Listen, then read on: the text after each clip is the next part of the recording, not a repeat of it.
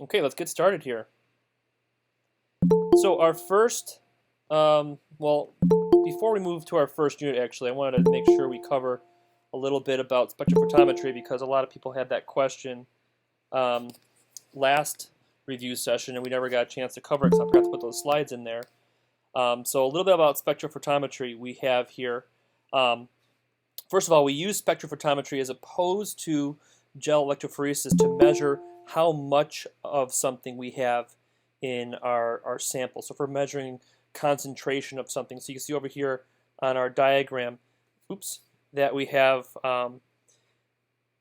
as concentration values increase in spectrophotometry, we can measure a higher absorbance value, and that's usually a linear relationship. As concentration increases of our sample, the absorbance of light of that sample will increase as well. And so basically the principle behind this is that we shine a certain wavelength of light, a wavelength of light that we know our molecules or our proteins or whatever is in our sample, what we know they are going to absorb.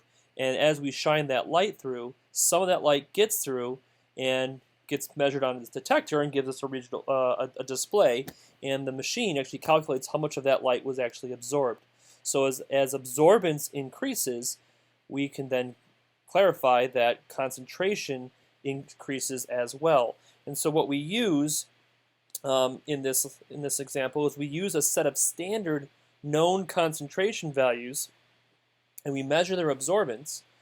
And from that, we plot a best fit line of concentration as it correlates to absorbance, and we can use that best fit line to figure out the unknown value of some solutions. For example, if we have this red solution here, and we know it has an absorbance of 0.4, we can find on our absorbance y-axis 0.4, follow that line over to where it hits our best fit line, and when that best fit line, it then drops down to concentration value, and we can actually figure out the concentration, the percent concentration of this unknown solution. This is what we did in the red food dye lab, very beginning of the year. We did this in Lance Armstrong lab.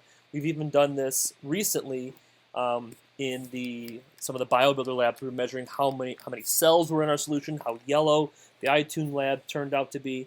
So this technology or this tool is used a lot in biology to measure how much of something we have in a sample. Okay, so are there any quick questions about spectrophotometry before we move on to some of the actual content from this semester? We have 2 units to cover tonight, so I'll make sure we cover this first before we move on a little bit faster.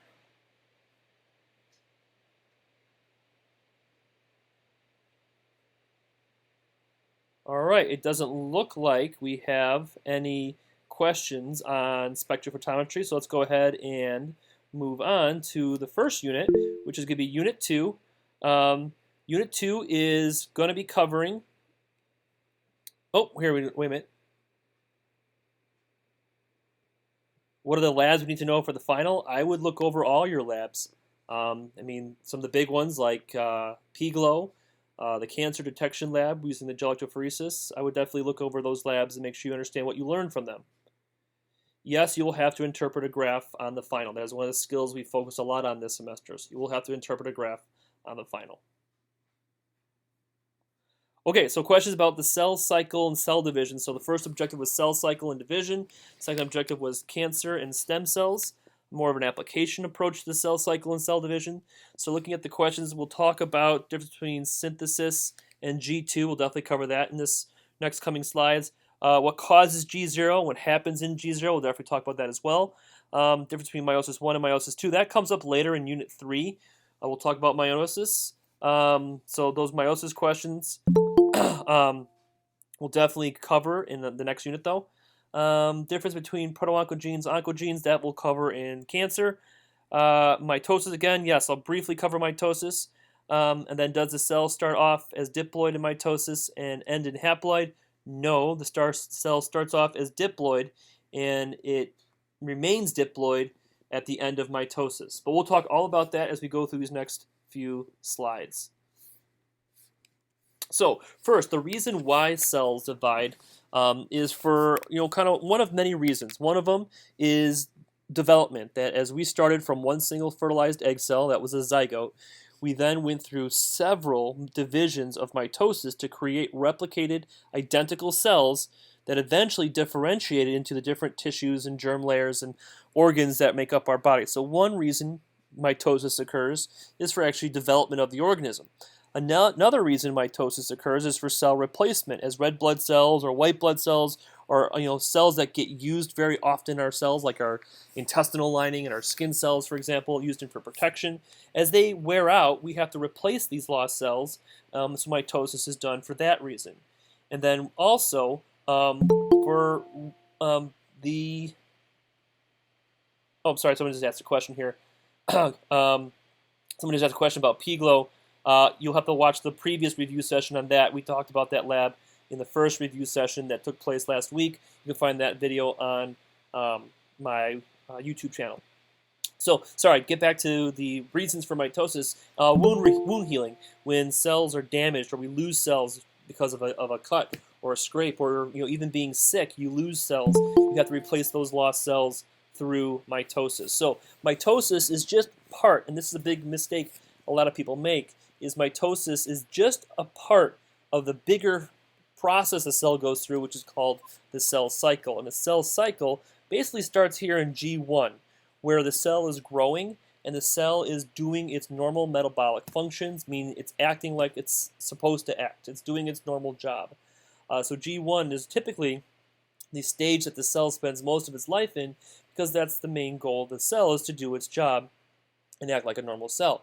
Now, sometimes cells are destined to never move past G1, and they actually go into what's called a G0 phase, which is the cell cycle is arrest, which means we're never going to pass this stage of just doing our normal metabolic job, our normal functioning.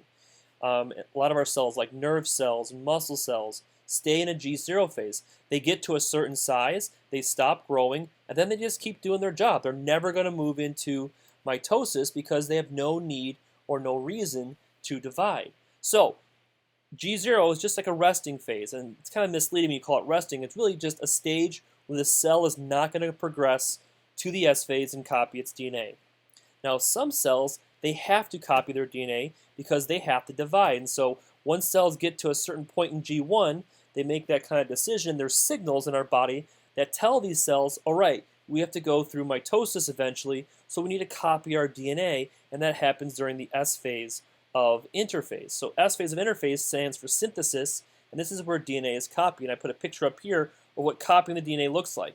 We use two enzymes. Actually, there's a lot more, but we only talked about two. We have DNA polymerase, which is the enzyme that does the actual creating of the new DNA strand. And then we have this DNA helicase, which is in charge of unwinding or unhelixing the DNA molecule. So you should recognize those two enzymes because those two enzymes are involved in the S phase of interphase. All right, look at some questions here.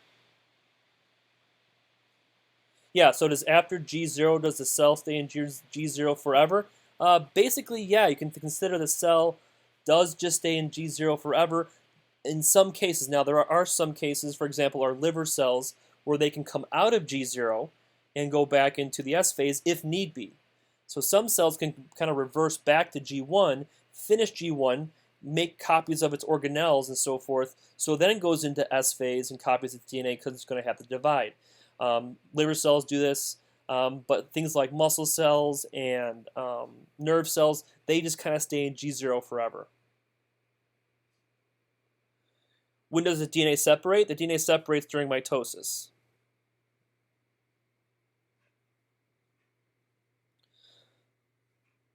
Yes, so when the DNA is synthesized, its strand is identical to the other strands. If you look at this picture here, what we're making here, if you see there's A, T, T, A, C, G, that's going to be the same identical strand down here. So we use the idea of complementary base pairing to create two identical copies of DNA for the two new cells that will result from this whole process.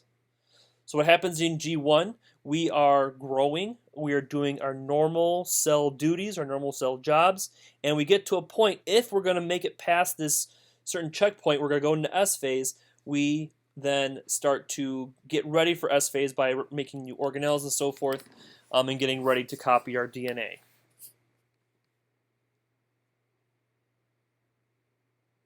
Okay, so after we go into G1 or we leave G1 phase, the cell gets a signal that we need to divide. First thing we do is we copy our DNA. That happens in S phase. And then we move into this G2 phase. G2 phase is really a preparation stage for mitosis. We make all the appropriate materials. We double check that the DNA has been copied correctly. There's an important checkpoint during G2. And we make all the spindle fibers and proteins that are needed for cell division to occur. And so we kind of prepare for mitosis during G2. So that's how G1 and G2 are different. G1, we're just hanging out and we're growing and we're doing our job. G2, we're preparing for the next step, which is going to be mitosis. What is copied during S phase? The DNA is copied in S phase. Yes, we'll go over the checkpoints. Okay, I believe I've answered this question, the difference between S phase and G2. Again, G2 is just preparation for cell division.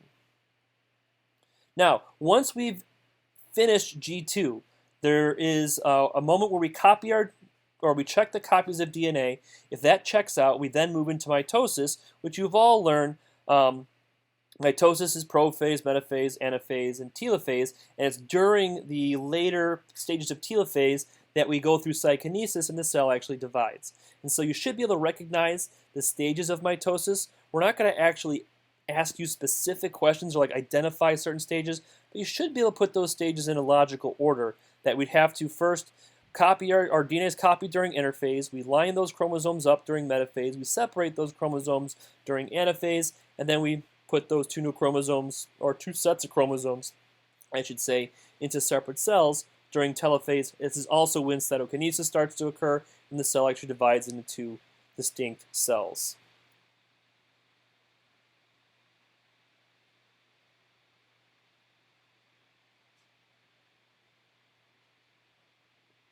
Is there anything we need to know specific the cell prepares for mitosis in G2? I would say the only thing you really need to know is that it's making spindle fibers because those are needed for mitosis.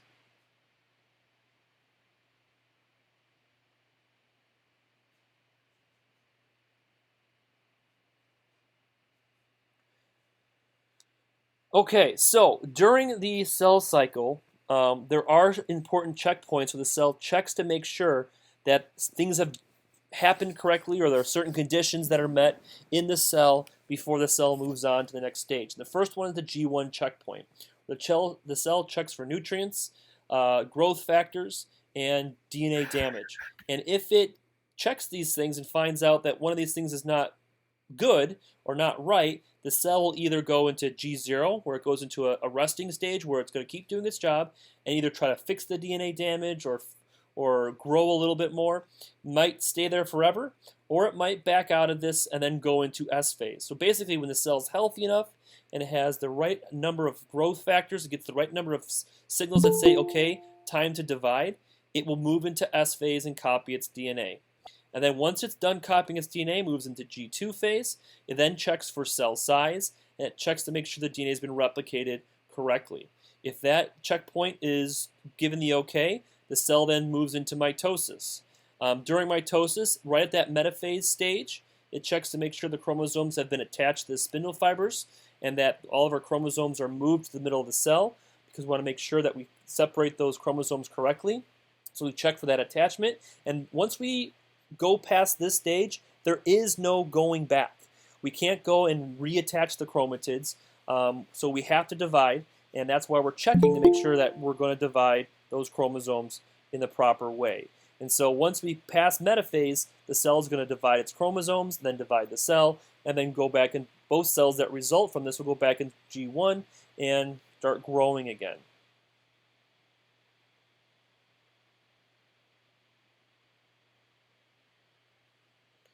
All right, so someone asked, explain what happens during prophase again. Prophase during mitosis, all you really need to know is that the nucleus disappears and we now see visible chromosomes. Nothing really important is happening during prophase of mitosis.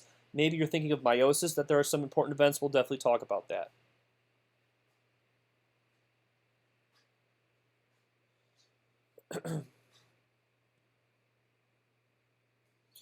The spindle fibers are not made during S phase, they're made during the G2 phase. The only thing happening during S phase is the cell is copying its DNA.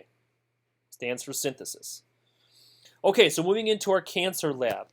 So we did study the BRCA lab, where we studied to see that there are certain genes that are actually involved in these checkpoints. For example, the BRCA gene is actually involved in the G1 and the G2 checkpoint. It's actually checking for DNA damage and make sure the DNA has been replicated correctly. And what can actually happen if you have a working copy of this BRCA gene, if there are mistakes that are detected, the cell can either fix those mistakes or the cell can go through the process of apoptosis. Somebody asked up here earlier, what is or when does the cell go through apoptosis? Let me see if I can find that question. So when does apoptosis occur? One reason apoptosis occurs is if there's unfixable damage to the DNA, and so we don't want that cell to divide, so we just cause that cell to kind of self-destruct. So that's kind of what's going on during the G1 and G2 checkpoints. We can go through apoptosis if something is wrong. We can also go through apoptosis if the metaphase checkpoint is not checked or doesn't get cleared, but that's done by different genes. So we did study the BRCA gene, so you should be able to read this gel. If I told you that the healthy copy of BRCA is found in lane 2, you should be able to tell me that lane 3 and lane 5 also have healthy copies of the BRCA gene, and those are known as tumor suppressor genes. Tumor suppressor genes kind of slow down or prevent the cell from moving past these checkpoints. A tumor suppressor gene would stop the cell if there's DNA damage. A tumor suppressor gene would stop the cell if replication did not occur correctly. Whereas the other type of genes are called oncogenes. These genes cause the cell to get to these checkpoints too quickly. And so those oncogenes are kind of like go pedals. They push the cell through the cell cycle too fast. Fortunately, if we have a working tumor suppressor gene and the cell is going through the cell cycle too quickly, we can at least stop it and cause it to go through apoptosis if those mistakes are unfixable. Unfortunately, it's when you lose both genes that you get you get cancer. So here's a good diagram of what causes cancer. Cancer here is the result of mutations of proto-oncogenes, genes that code for proteins that help regulate cell division. They basically help regulate how quickly we get to those checkpoints. When functioning normally, the cell goes through its normal cell cycle at a reasonable speed. When mutated, those turn into oncogenes and they cause the cell to go through the cell cycle too quickly. But that can be stopped by tumor suppressor genes. As long as those are working, we can stop oncogenes from causing harm. However, if tumor suppressor genes are mutated, we have mutations in both these genes, that is what results in cancer. And so cancer results in what's called a series of mutations, not just one. One mutation doesn't cause cancer. It's a series of mutations that actually lead to cancerous cells. Okay, someone asked the difference between oncogenes and tumor suppressor genes. Oncogenes are genes that cause the cell cycle to move too quickly. So proto-oncogenes help the cell cycle happen at a normal speed. Oncogenes are mutated proto-oncogenes that cause the cell cycle to happen too fast. Basically, we get to the checkpoints too soon, which results in like smaller cells that might have mistakes. Whereas tumor suppressor genes are like stopping points at these checkpoints. They stop the cell and check for things. And if the cell or if the tumor suppressor gene proteins find something wrong, they'll either fix it or they'll cause the cell to go through apoptosis. And so when you get mutations in both those genes, that's when you get cancer.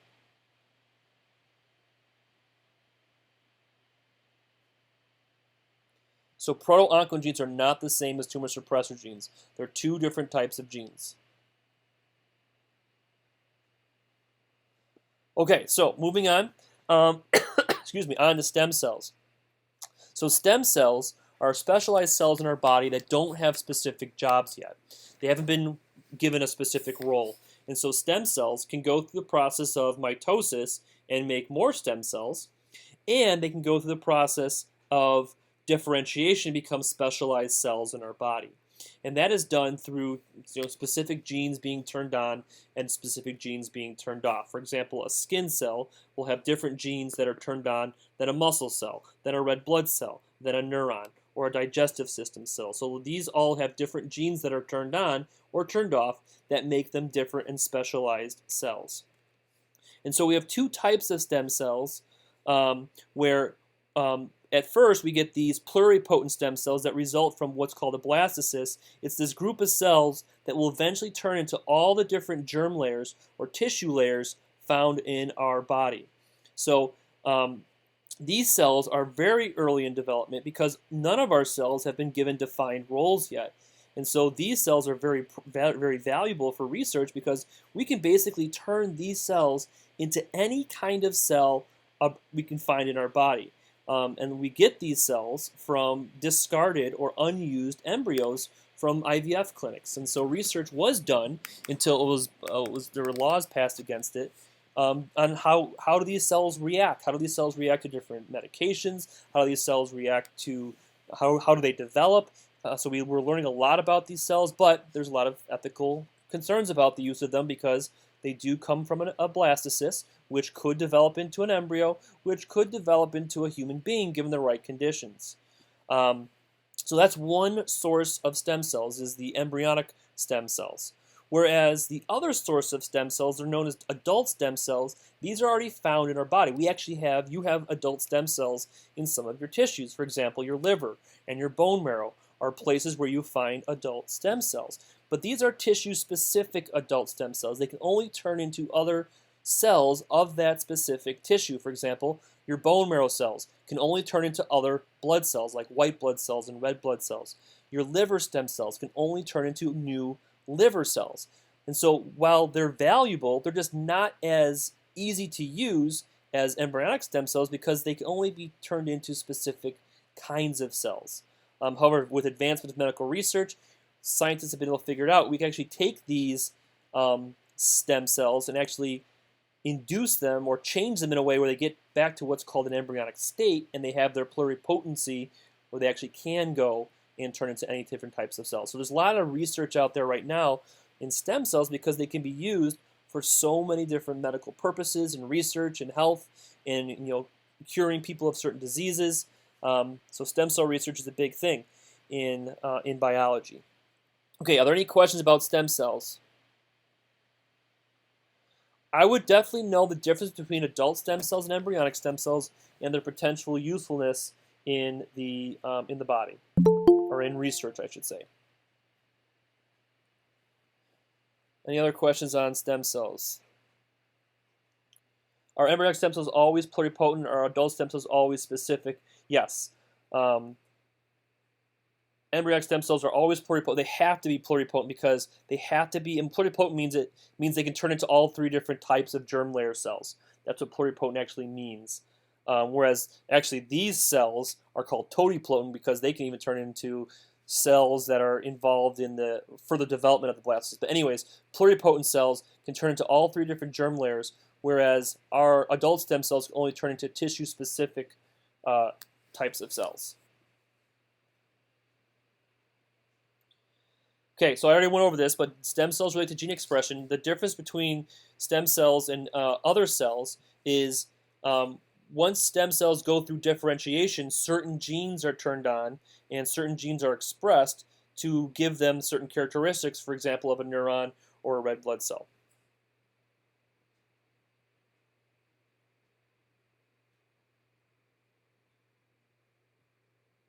Yes, adult stem cells are always specific. I would say tissue specific, whereas embryonics are always pluripotent. Yes.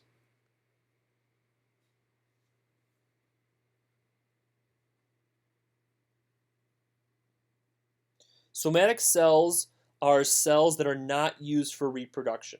So a somatic cell would be like any kind of cell in your body that's not a gamete.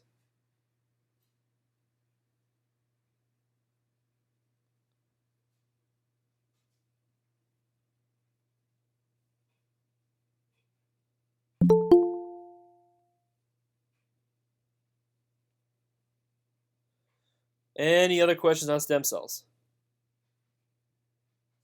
There are no embryonic stem cells left in your body. You have only adult stem cells now. Adult stem cells, are they better because they are developed enough to be formed into any type of cell?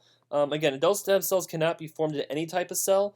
They're the type of cell our body has evolved to use to replace lost or damaged cells, cells that are supposed to be renewable. For example, like our skin cells and our digestive system cells all come from like adult stem cells.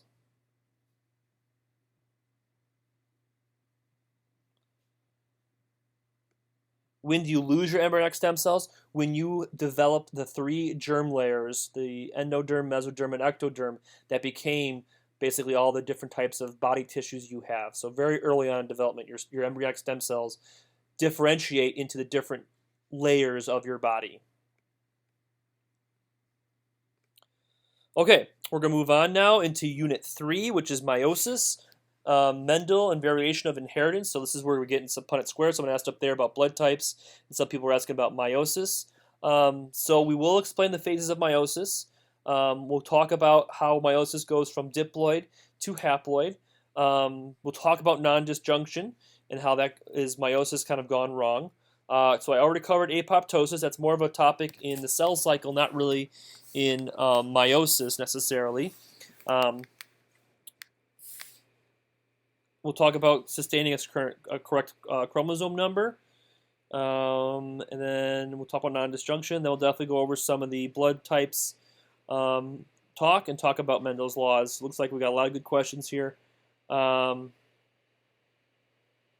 Let's get going then. So first let's talk about Mendel's laws.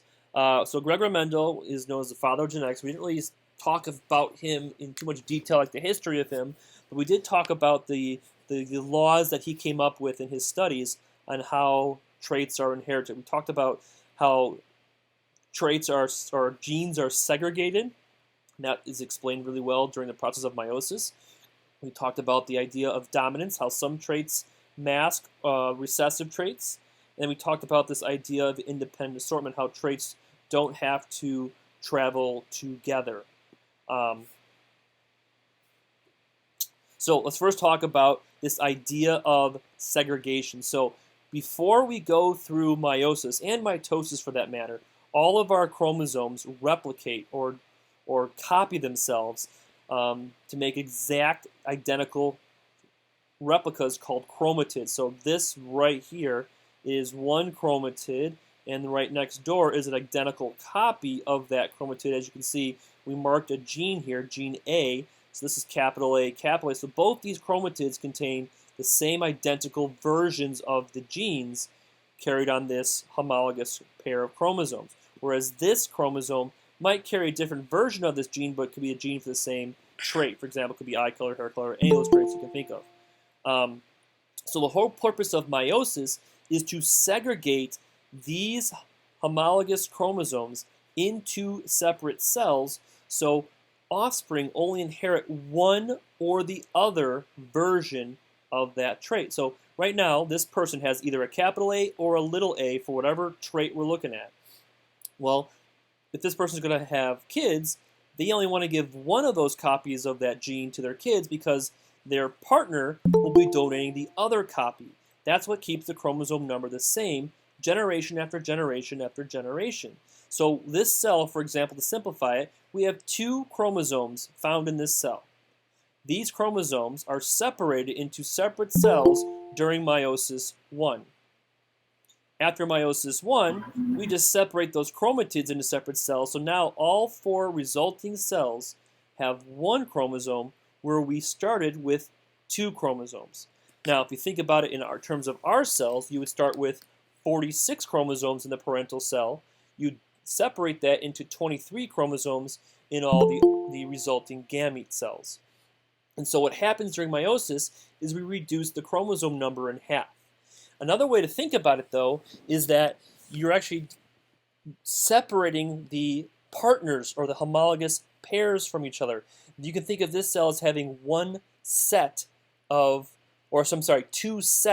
chromosomes. We have the green set and we have the blue set. Well, during meiosis 1, we separate those two sets from each other. The green set goes into one cell, the blue set goes into the other cell. So if we had 23 homologous pairs, you'd have 23 green and 23 blue. Those 23 green would go to one cell, those 23 blue would go to the other cell, and so we reduced the chromosome number in half, but more importantly, we've separated the sets of chromosomes, so there's only one copy of each gene in the resulting gametes, as opposed to two copies of that gene that were up here in the original parent cell. Okay, so that kind of goes back to this question someone asked about reducing the chromosome number. Why is it important to sustain a constant chromosome number? Because these gametes will go through fertilization, and when they are fertilized, we'll add another chromosome to the cell. Let's say this cell fertilizes this cell. Now we go back to our 2 chromosomes, which is the number of chromosomes we're supposed to have. So does DNA replicate in meiosis II? No. There is no second interphase. You got to remember, DNA replicates during interphase, does not replicate during mitosis, it does not replicate during meiosis. It replicates during the S phase of interphase. That always occurs before cell division, before we actually go through division phase.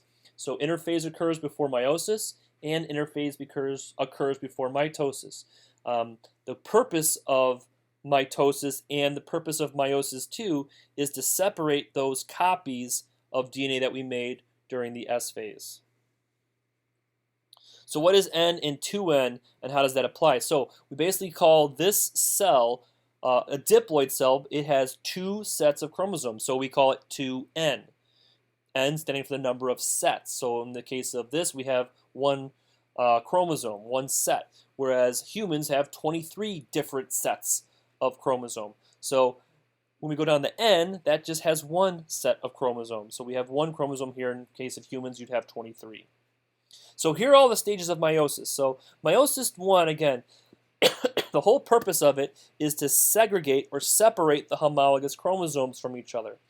Now, something else very special happens during meiosis I, and it's this process of crossing over. So during prophase, when those homologous chromosomes come together, they get so close that they can actually swap genes. And what that does, it makes this chromatid now no longer identical to this chromatid. So we have 4 unique chromatids because of crossing over. And now when we separate those 4 chromatids into new cells, these 4 cells are now all genetically different.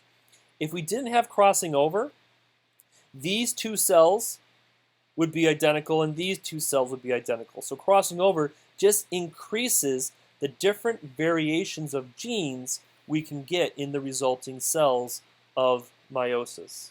So where does crossing over occur? It occurs during prophase I. All the magic happens in prophase I. Basically, meiosis I. Basically, nothing special happens in meiosis II. If I was to show you a picture of meiosis II right next to a picture of mitosis, it would look the same. All meiosis II does is separate the sister chromatids that are attached together. It separates the copies of DNA.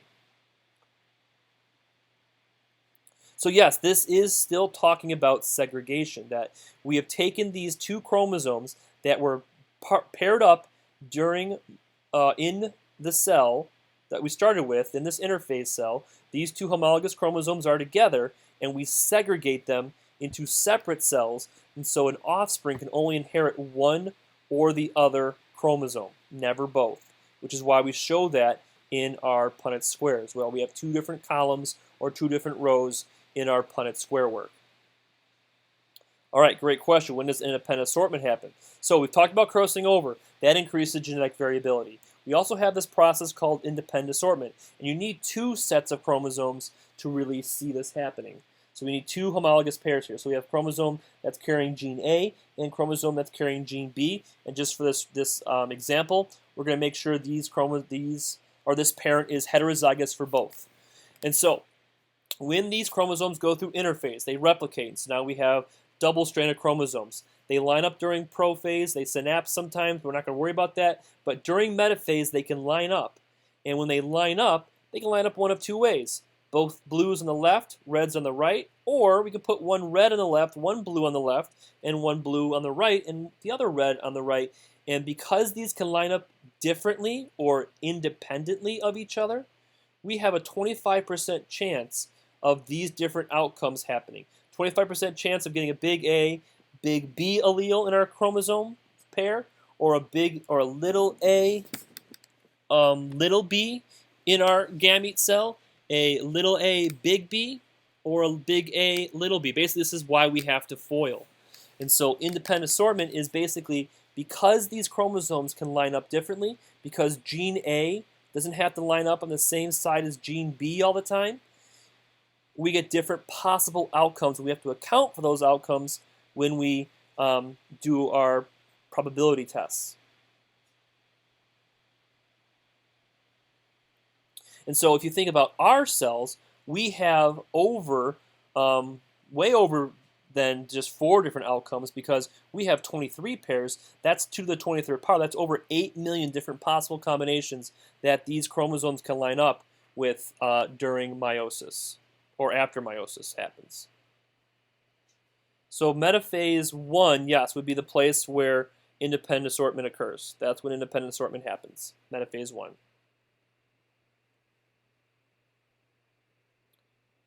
Homologous chromosomes are chromosomes that contain genes for the same traits, but they might contain different versions of those genes. They always come in pairs. Homologous chromosomes are always found in pairs.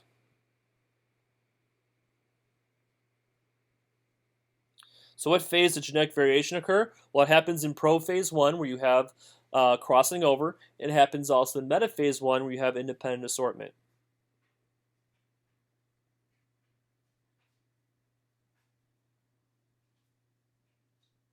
Oh, you're looking at the chromosomes here, the green and the blue. I think from here maybe, or maybe here. This is just showing that this person inherited their chromosomes from their mom and their dad, and they're only going to pass on one of those chromosomes onto their kids. That's what's referred to as maternal or paternal chromosomes.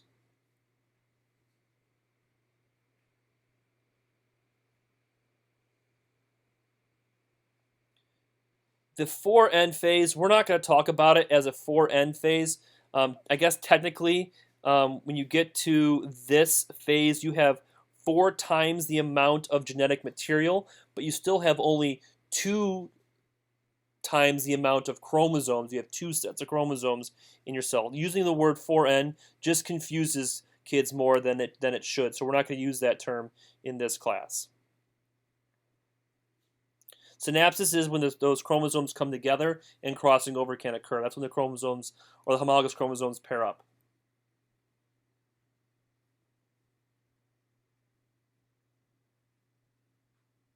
Dominance is just one gene masking another, one trait masking another. You can just go back and watch that again once the video has been recorded, or you can look other videos. We have to keep going on this question.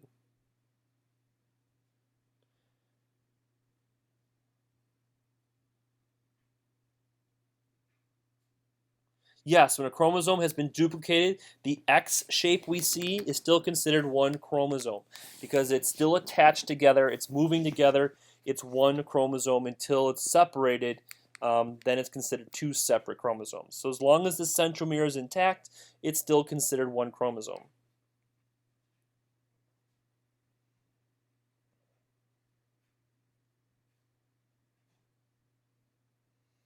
So the law of dominance really shows through the result of fertilization when you get one trait covering up the other. So we'll talk about that when we go over some Punnett square problems.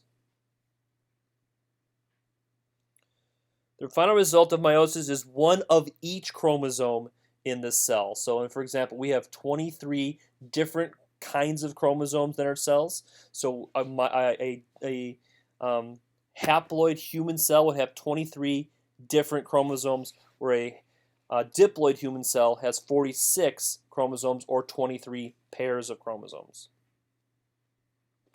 All right, so we're going to move on to Punnett squares. So real simply about Punnett squares, I think we're doing pretty good on this as far as what I remember from class.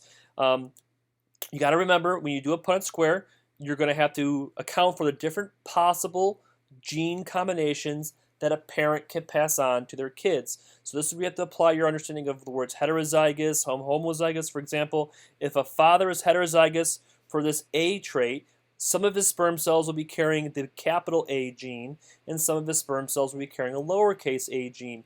It's going to be roughly 50-50, so we use two different columns, each column being of equal chances of being passed on to the next generation. Same for mom and her egg cells. If she's heterozygous, you have big A or little a, you have equal chances of that happening, so we use a Punnett square to predict the possible outcomes and how likely those outcomes will be.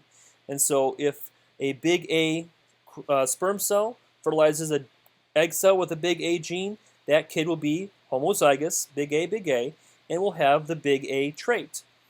If the big A egg cell is fertilized by a sperm cell that's carrying a little a, it will have the same appearance because big A is dominant, but it will have a different genotype, which will be heterozygous in this case. So the phenotype would be the same as this individual over here, but the genotype will be different.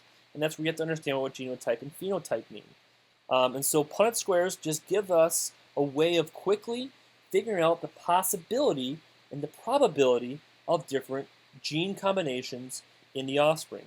So I really don't have abilities to do Punnett squares in this review session besides just showing you pictures of them. So if you're looking for more practice on Punnett squares, I highly recommend watching this video by Mr. Paul Anderson on Bozeman Science on both monohybrid and dihybrid crosses. He does a great job explaining how to set up the Punnett squares, why we do it the way we do it in both monohybrid and dihybrid crosses. It's a great video to check out. So I can see some people asking questions about blood types and sex-linked traits. Let's get to that. So when we have, let's first talk about codominance and incomplete dominance, the difference between these two. For incomplete dominant traits, one of the main things that we look at is incomplete dominance is that you have a third phenotype in the heterozygous offspring, or a heterozygous condition. A lot of people think it's like a blending of the two traits, which visually it might look like that, but in reality it's just that the homozygous dominant flower in this example is producing a lot of red pigment, where the homozygous white flower is producing no red pigment. When you cross a red flower with a white flower in this situation, the individuals here just produce slightly less red pigment than these individuals, so they look a little bit lighter red, or to our eyes they look pink. But basically, incomplete dominance is that you have a third new phenotype for the heterozygous individuals. Now, what makes that difference than codominance, which we find, for example, in blood typing, is that a codominant trait, both alleles are seen. So in human blood types, we have type A, they're called antigens, type B antigens, and then blood cells that have no antigens. So if you receive a type A allele, which we use a capital IA, that's the way I like to teach it, in your genotype, you will produce these type A antigens on your red blood cells. You'll have a type A blood. If you receive the type B antigens, you'll produce a different looking antigen on your red blood cell, and you'll have type B blood. Now, because humans inherit two different versions or two different alleles for that trait, there is a possible way of inheriting both an A allele and a B allele, which means you have both the A antigen and the B antigen being produced on your red blood cells, giving you type AB blood. This is an example of codominance. Okay, those triangles and circles on the blood cells, they're just surface markers. We're calling them antigens. They're made by a protein, for lack of a better explanation. Now, in human blood types, there's also the recessive condition where you don't produce any antigens. It's kind of like this flower not producing any red pigment. You have a gene, little I, which is recessive because nothing is produced. And so if you don't produce any antigens, if you're homozygous recessive, you have type O blood. Now, the positive and negative work, the positive negative is just another antigen, like pictured down here, this light blue one, on the surface of the red blood cell. So if you're A positive, you have this A antigen, these little triangles, or this purple antigen on your red blood cells. If you're A positive, you also have the Rh antigen. It's just a different surface marker. And so really, when you're doing blood types with A, B, O, and then also positive, negative, it's a dihybrid cross. It's two separate traits that are found on the same red blood cell. And so you can be A negative, A positive, B negative, B positive, A, B positive, A, B negative, and O positive, and O negative. It gives us all those different types of blood types, 8 different types of blood types with those 2 traits.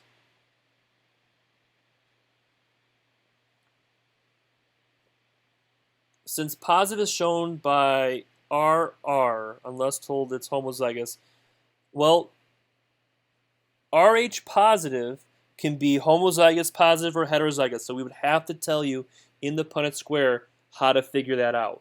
We would have to tell you if it's homozygous or heterozygous for you to figure that out. An antigen is just a surface marker that your body, it has to do with your immune system, how your immune system tells if your body, if those cells are supposed to be in your body or not.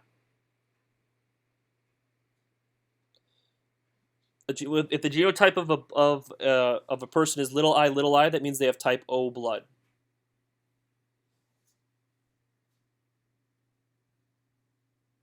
You will know when to use them when you're doing a blood type problem.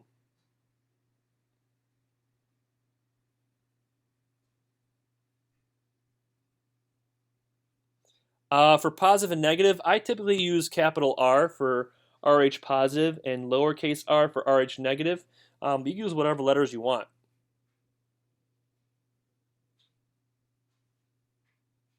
So yes, there could be big R, little r, and little r, little r.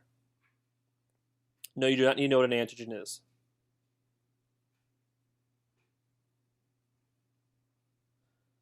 RH just stands for the type. That's like the name of the trait. So don't get that confused with the allele letters that we use or the symbols we use to represent it. RH is just the name for it, and it's the reason why it's called the RH factor is because it was discovered on rhesus monkeys. And no, you don't need to know what rhesus monkeys are for the test.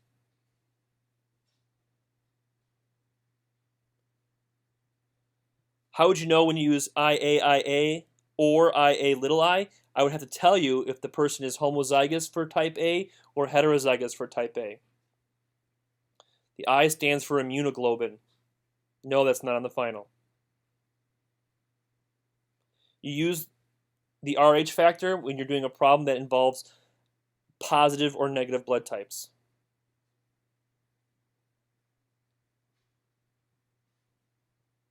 Yes, big R and big R little r are the 2 possible genotypes for a RH positive individual, whereas little r is the only way you can be an RH negative individual.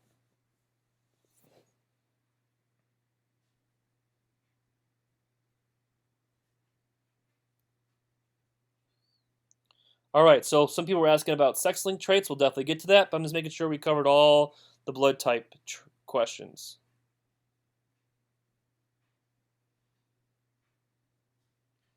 So, for example, if a person is O negative blood, they would be little I for the O part of their blood type, and then they'd be little r for the negative type of their blood type. If they were, let's say, AB positive, they'd be capital I, capital A, capital I, capital B for the AB part of their blood type, and there could be 2 different genotypes for the RH part. They could be big R, little r for RH positive, or they can be big R for RH positive. I'd have to tell you in the problem if they're heterozygous or homozygous for the RH part of their blood.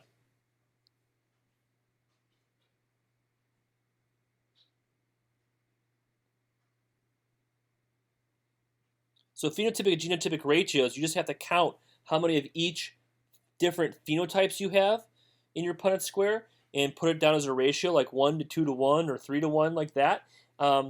Whereas genotypic ratios, you count how many different genotypes you have in your Punnett square, and you just do the same thing. You just need to know what phenotype and genotype actually mean. All right, let's move on to sex-linked traits. Then we'll wrap it up with any other further questions people have. We're doing pretty good here. So sex-linked traits was one of the last topics we covered in this unit because sex-linked traits are inherited differently between males and females because males and females, for the most part, are pretty much the same in the kind of chromosomes they have.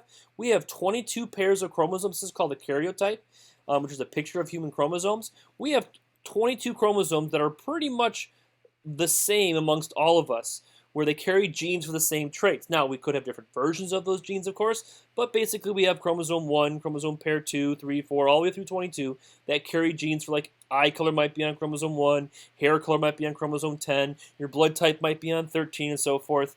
But where males and females differ is in the 23rd pair that are called the sex chromosomes. Males have an X and a Y.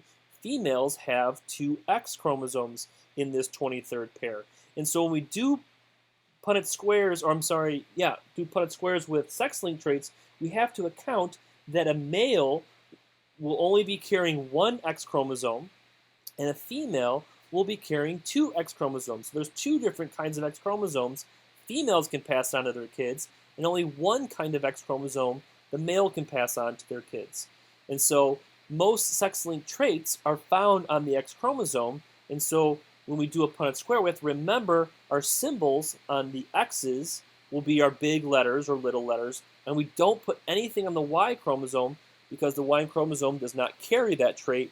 It is not homologous to the X chromosome. It does not carry genes for the same traits as the X chromosome does. So you have to remember that X and Y chromosomes are inherited differently between males and females. So everything else that we've talked about up to this point have been all what we call autosomal traits. Hair color, eye color, blood type, all found in one of the autosomes. But things like color blindness, Duchenne muscular dystrophy, are found on the sex chromosome, specifically, the X chromosome.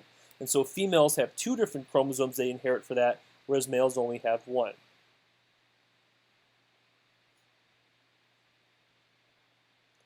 Do you have to memorize the difference, like when you have three X chromosomes? No, you don't need to memorize those specific conditions, but I'm going to talk about that in a second, what causes those types of traits to happen. Can someone be XY and still be female because the SRY gene wasn't fired? I think you mean activated or not turned on. Well, that's a really ethical, big, debatable question. What defines masculinity and being a female? That's a tough question now because we understand more about how this works.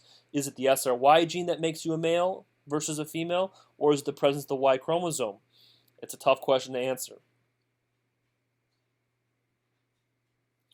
All right, so let's go over some examples of what happens when chromosomes don't separate through meiosis appropriately.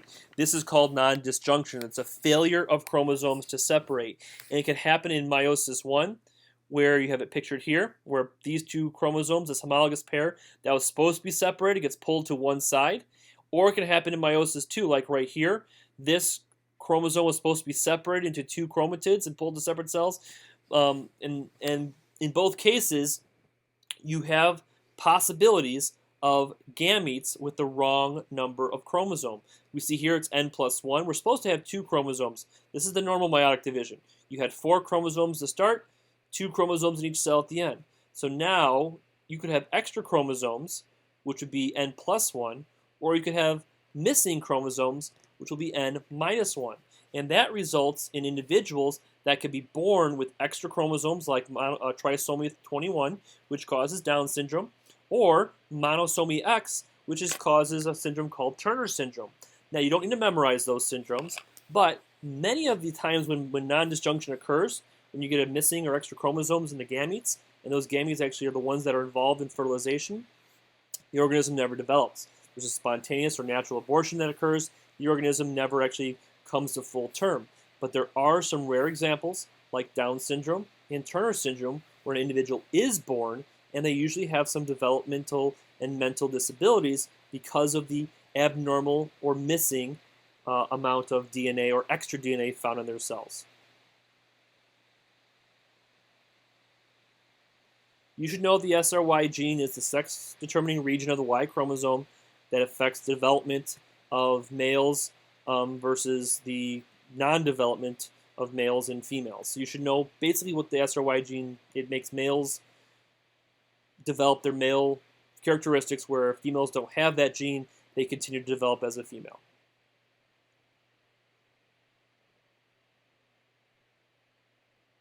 Do you need to know examples of autosomal and sex-linked traits? No, we will tell you if the trait is sex-linked or not. Like we'll give you in the problem that color blindness is a sex-linked trait, and then you have to do the pedigree. Or I'm sorry, the Punnett square in that manner. Or we'll tell you that eye color is autosomally linked. So we'll tell you if it's sex-linked or not.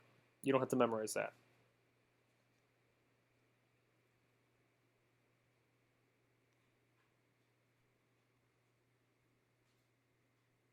Is there a reason why chromatids don't separate the way they're supposed to? It's a great question. We still don't really fully 100% understand why this actually happens.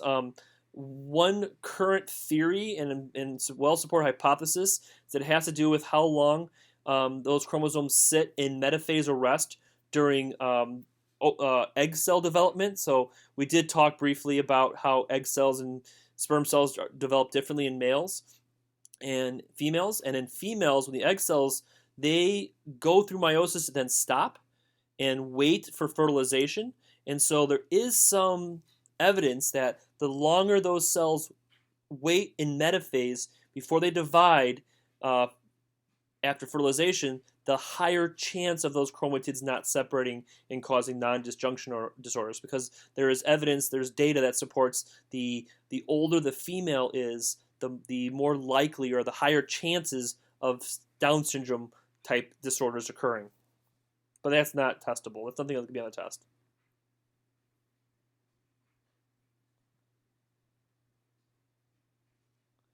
Just between autosomal and sex-linked in a Punnett square, I would say the big difference is the type of symbols you use. In autosomal traits, we typically use just capital and lowercase letters, unless it's like a multiple allele trait like blood type, where you got capital IA, capital IB, and little I.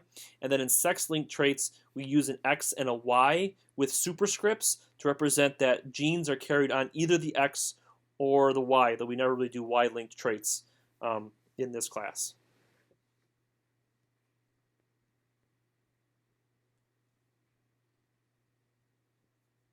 All right, it is almost 9 o'clock here, so I'm going to kind of wrap this up, look at some more questions. No, there is not a transcript of what I am saying.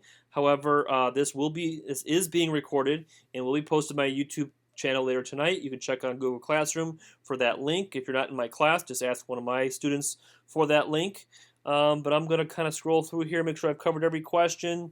Can anything cause cancer besides mutation?